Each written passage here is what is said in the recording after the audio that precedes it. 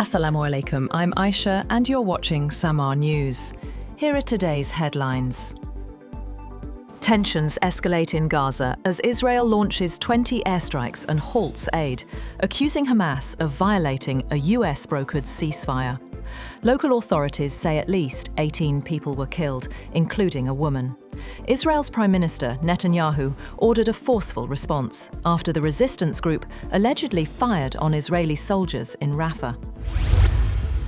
Israeli Prime Minister Benjamin Netanyahu has announced that Israel's ongoing conflict with Hamas will now officially be called the War of Redemption, replacing its previous title, Swords of Iron. Speaking at the start of the weekly cabinet meeting in Jerusalem, Netanyahu said he was submitting the proposal to give the war a permanent name, calling it a defining moment in Israel's history.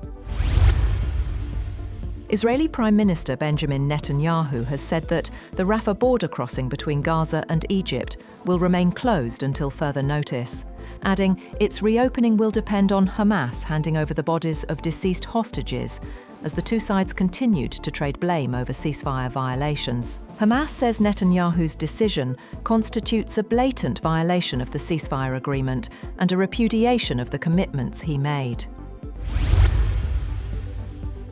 An alliance between the Afghan Taliban and militant group Fitna al-Khawarij has been exposed after the arrest of a suicide bomber in South Waziristan. Frontier Corps Khyber Pakhtunkhwa South arrested the suspect from Kandahar, who revealed that young Afghans are being recruited and radicalized to target Pakistan's forces. He confessed that he was trained in South Waziristan under a commander named Ammar Hamas, who taught recruits how to carry out suicide attacks. The bomber said he realized during training that Pakistani soldiers are also Muslims and such attacks are religiously forbidden. Afghanistan and Pakistan have agreed to an immediate ceasefire during talks in Doha after a week of fierce border clashes. Defence Minister Khawaja Asif posted on X that both sides will meet again on October 25th in Istanbul to discuss detailed matters. Taliban spokesperson Zabihullah Mujahid said in a statement, the parties agreed on a complete and meaningful ceasefire. Qatar's foreign ministry said the follow-up meetings were meant to ensure the sustainability of the ceasefire. US President Donald Trump has announced that 2 survivors of Thursday's Caribbean strike are being returned to Colombia and Ecuador to face detention and prosecution in their home countries. The move, first reported by Reuters, spares the US military from complex legal challenges related to detaining suspected drug traffickers under the laws of war.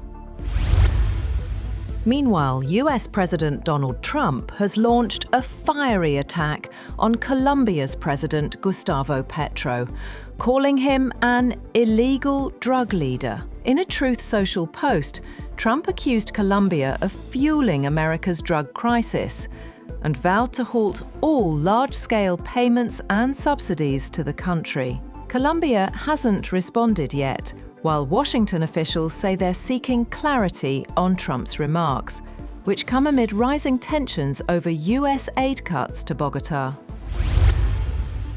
Protesters spanning all age groups have taken to the streets en masse for No Kings rallies across the United States, denouncing what they view as authoritarian tendencies and unbridled corruption of US President Donald Trump. Organisers expected millions of people to turn out by day's end at more than 2,600 planned rallies in major cities, small towns and suburbs, challenging a Trump-led agenda that has reshaped the government and upended democratic norms with unprecedented speed since he took office in January.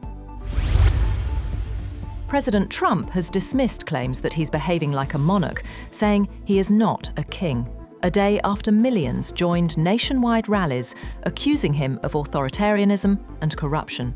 In an interview, Trump also addressed rising trade tensions with China, confirming plans to meet President Xi Jinping later this month in South Korea, after both sides slapped fresh tariffs and export controls on each other. The Netherlands economy minister says he will meet a Chinese government official in the coming days to discuss the standoff over chipmaker Nexperia. The Dutch government seized control of Nexperia, a subsidiary of China's Wingtech, on September 30th, citing national security concerns. In response, Beijing banned exports of the company's finished products, raising fears of disruption across global auto supply chains. In Russia, a Ukrainian drone attack has targeted a gas plant in the Orenburg region, sparking a fire at one of its workshops. The governor confirmed that emergency services were working to control the blaze and no employees were injured. The attack caused partial damage to the facility, adding to recent tensions between Moscow and Kyiv. Ukrainian President Zelensky has said that Kyiv is striking Russian oil refineries almost daily to bring Russia back to reality.